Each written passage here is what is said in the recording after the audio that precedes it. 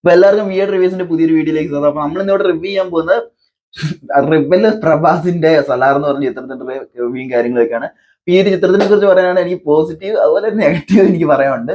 അപ്പൊ ആദ്യമായി നോക്കുകയാണെങ്കിൽ ഇതിന്റെ ഫസ്റ്റ് ഹാഫ് ശരിക്കും പറയാലോ തിയേറ്ററിൽ നമ്മൾ കണ്ണടച്ച് കണ്ടുപോകും. കാര്യം എന്തോ അരോചകമായിട്ട് തോന്നുന്നു ഫസ്റ്റ് ഹാഫ്. ശരിക്കും പറഞ്ഞാൽ ഫസ്റ്റ് ഹാഫ് ഒന്നുമില്ല, സ്റ്റോറിയും കാര്യങ്ങളും ഒന്നുമില്ല. ജസ്റ്റ് ഈ പ്രഭാസിന് ബിൽഡപ്പ് കൊടുക്കാൻ വേണ്ടി മാത്രം കൊണ്ടുവച്ച ഒരു 3/4 മണിക്കൂർ ഒരു ഫസ്റ്റ് ഹാഫ് ആയിട്ടാണ് എനിക്ക് തോന്നിയത്. എന്തിനായിരുന്നു എനിക്കൊരു പിടുത്തമില്ല. ജസ്റ്റ് ബിൽഡപ്പ് മാത്രമേ ഉള്ളൂ. നമ്മൾ ഈ KGF ഒക്കെ എടുത്ത് നോക്കുകയാണെങ്കിൽ അതിന്റെ ഏറ്റവും പോസിറ്റീവായിട്ട് തോന്നിയ കുറച്ച് ക്യാരക്ടേഴ്സ് ഉണ്ട്. അതായത് അമ്മയുടെ ഒരു ക്യാരക്ടർ, പിന്നെ കുട്ടികളൊക്കെ, അതൊക്കെ ഇവിടെ വരുമ്പോൾ നമുക്ക് വെറുപ്പീരായിട്ട് തോന്നി. ഇതിന്റെ അകത്ത് പ്രഭാസിന്റെ ഒരു അമ്മയുടെ റോൾ ചെയ്തേക്കുന്ന ഒരു സ്ത്രീ ഉണ്ട്. എന്റെ പൊന്നെ, നമുക്ക് പിന്നെ ഒരു കുട്ടികളുടെ കുറച്ച് റോൾ കാണിക്കുന്നുണ്ട്. നമുക്ക് രണ്ടിനെയും പിടിച്ച് കാലാവരി തോട്ടി അറിയാൻ തോന്നുന്നു. അത്രയും എന്റെ പൊന്നു കണ്ടിരിക്കാൻ പറ്റാത്ത രീതിയിലുള്ള ഡയലോഗ് ഡെലിവറി. എനിക്കറിയത്തില്ല മലയാളം ഡബ്ഡ് കണ്ടിട്ടാണോ എന്ന് എനിക്കറിയത്തില്ല. ഭയങ്കര ഇതായിട്ട് എനിക്ക് തോന്നി. പിന്നെ എന്നാ പ്രത്യേകിച്ച് ഫസ്റ്റ് ഹാഫിൽ ആ ഒരു സോങ് തുടങ്ങുമ്പോൾ ആ പിള്ളേരായിട്ടുള്ള ഒരു സോങ് ഭയങ്കര രസമാണ് കണ്ടിരിക്കാൻ തിയേറ്ററിൽ. അതെനിക്ക് ഇഷ്ടപ്പെട്ടു. പക്ഷെ ബാക്കി ഫസ്റ്റ് ഹാഫ് മുഴുവൻ ഒന്നുമില്ല. ജസ്റ്റ് ഇവന് വേണ്ടിയുള്ള ബിൽഡപ്പ് മാത്രം. ഈ ദേവ എന്ന് പറഞ്ഞ ഈ ഒരു സലാറിന്റെ ഈ ഒരു ക്യാരക്ടറിനുള്ള ബിൽഡപ്പ് മാത്രമേ ഉള്ളൂ. പിന്നെ സെക്കൻഡ് ഹാഫിലേക്ക് വരുമ്പോഴാണ് നമ്മുടെ രാജുവേട്ടനെ കാണിക്കുന്നത്.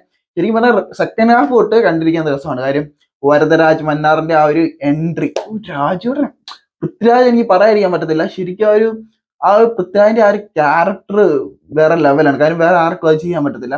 പൃഥ്വിരാജ് ഇല്ലായിരുന്നെങ്കിൽ ഈ പടം പിന്നീട് കാണാനൊന്നും ഇല്ല. ശരിക്കും പറഞ്ഞാൽ പൃഥ്വിരാജിലാണ് ഈ പടം പോകുന്നതെന്ന് വേണം പറയാൻ.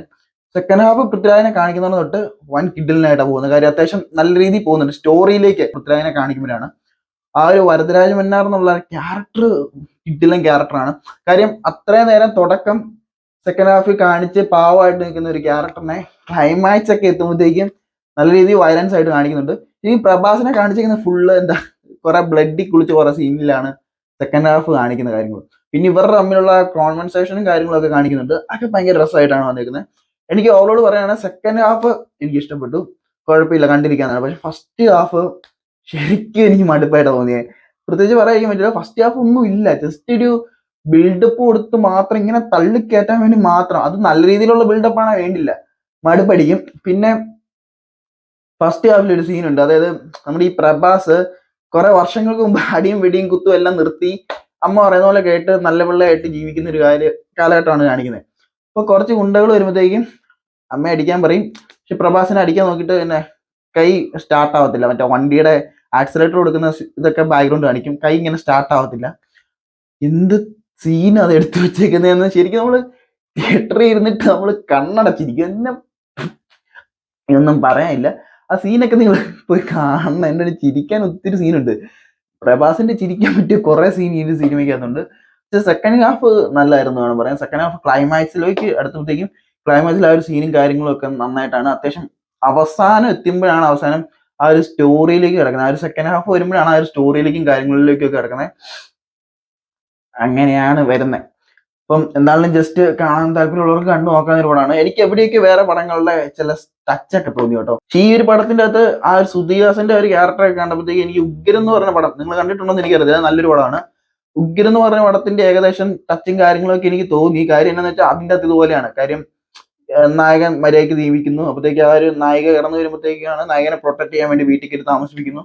ആ ഒരു സെയിം സംഭവം തന്നെയാണ് ഇതിന്റെ അകത്ത് നമുക്ക് കാണാൻ സാധിക്കുന്നത്. സുധീദാസൻ വരുന്നു, സുധീദാസനെ പ്രൊട്ടക്ട് ചെയ്യാൻ വേഷം മാറ്റിയല്ല, ആരാന്ന് പറയാതെ വീട്ടിൽ കയറ്റി താമസിപ്പിക്കുന്നു. ഇതൊക്കെ തന്നെയാണ്, ഈ സെയിം സ്റ്റോറി തന്നെയാണ്. ചിലയിടത്തൊക്കെ അവളെ ഇതുപോലെ തോന്നും. പിന്നെ ക്ലൈമാക്സ് നമുക്ക് പ്രഭാസിന്റെ ക്യാരക്ടർ കാണുമ്പം ജോൺസണോയായിട്ട് കമ്പയർ ചെയ്യാനൊക്കെ തോന്നും. കാര്യം ആ ഒരു പടം കണ്ടു കഴിയുമ്പോൾ നിങ്ങൾക്ക് മനസ്സിലാവും ജോൺസണോയുടെ ആ ഒരു കൊടുത്ത ഏകദേശം ക്യാരക്ടർ പോലെയൊക്കെ തോന്നും.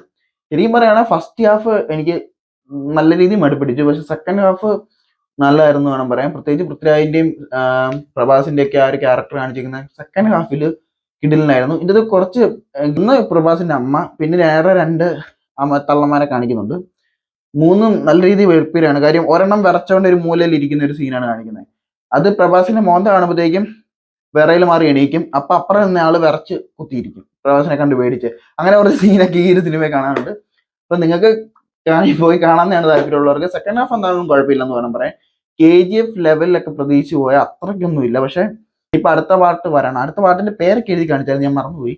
അപ്പോൾ ഫസ്റ്റ് ഹാഫ് എനിക്ക് നല്ല അരോചകമായിട്ടാണ് തോന്നിയത്. അപ്പൊ ഇത്രയൊക്കെ ഈ ഒരു വീഡിയോ പറഞ്ഞോളൂ. മറ്റൊരു വീഡിയോ വീണ്ടും കാണാം.